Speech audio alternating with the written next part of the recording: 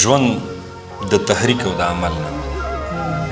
ژوند د تحریک او د عمل نامه ده. ژوند د یو جهد مسلسل نامه ده. ژوند د مقصد تابعدارۍ ته وایي د حق په لاره د مزل نامه ده. ژوند د ظالم د مخنیوي آیین دی، د هر یو ظلم د بدل نامه ده. ژوند د عثمان او د فاتح زیری دی. ژوند د همت د ارطغرل نامه ده. دویم بند دی ژوند د غیرت او د حیا نامه ده. د سړیتوب او د وفا نامه ده. ژوند د غمونو خوشحالو مجموعه، ژوند د ژړا او د خندا نامه ده. ژوند د آفتاب نه د سبق اخیستو د تیارو لار کې د رڼا نامه ده. ژوند د جمود بوتان په لته وهل، ژوند د تکل او د بقا نامه ده. دریم بند دی د اخوت او ورورولۍ نامه ده. ژوند د عظیمې قربانۍ نامه ده. ژوند په خپل زړه باندې قدم ایښودل د بل د زړه د خوشحالۍ نامه ده. ژوند د رواج نه ازادۍ ته وایي د صداقت او د راستۍ نامه ده. ژوند خو سینه کې غمخوار زړه ته وایي، ژوند خو د زړه د جوارۍ نامه ده. څلورم بند دی ژوند د برحق عقیدې نامه ده. ژوند د اسلام د کلمې نامه ده. ژوند خو د خپلې رضا ترک ته وایي، ژوند د مانځه او د سجدې نامه ده. مال او خوراک د ژوند مقصد مه ګڼه، ژوند د زکات او د روژې نامه ده. ژوند خو الله ته په ژوندون حاضري، ژوند خو د حج او د عمرې نامه ده. پنځم بند دی ژوند د آیین او د قانون نامه ده. ژوند د وفا په لار د یون نامه ده. ژوند په اسانه تېرېدی چرته شي، ژوند د یو اوږد شواخون نامه ده.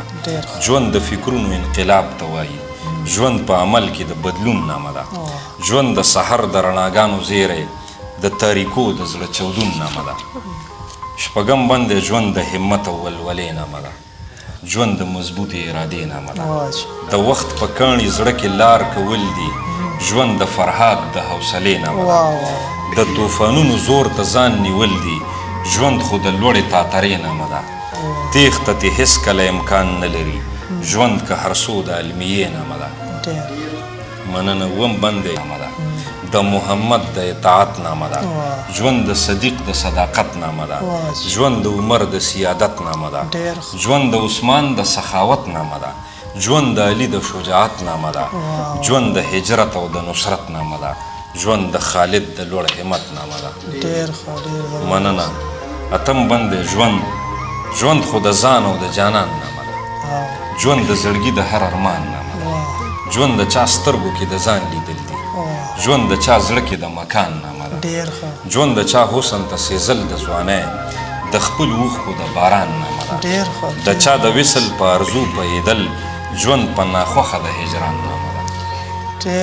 مننه. اخري بند دی ژوند د قلم او د کتاب نامه ده. د محبت د ستر نصاب نامه ده. ژوند د زړګي د ارزوګانو وطن، د چا په نوم د انتصاب نامه ده. ژوند نفرتونو نه نفرت کول دي، د محبت او انقلاب نامه ده. ژوند د شهاب د زړه ارمان ته وایي، ژوند ستا په زړه کې د شهاب نامه ده.